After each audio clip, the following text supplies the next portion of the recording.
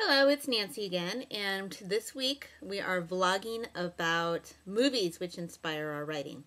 And I'm going to talk about one movie that inspired my writing, which Angela actually touched on last week, and that is Pulp Fiction.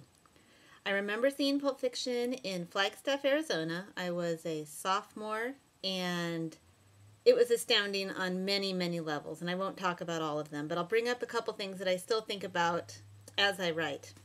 And the first one is that the movie is non-linear. And what a great idea that is. How so often we feel that we have to start from the beginning and go through every step in chronological order. And how often that kind of takes a little bit of the adventure away from the reader and the writer. Play with time.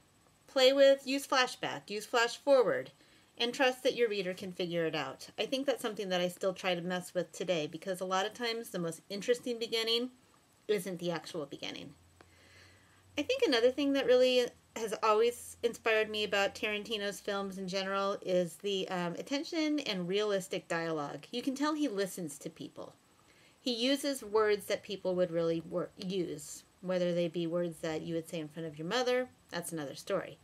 But I strive as a writer to really try to make my dialogue authentic, and I'd really always am eavesdropping to see how people speak and how that would work in my own work. So those are two things about Pulp Fiction that inspire me, and I would just encourage you to pick up the movie and give it another viewing, and you'd be surprised how well it holds up.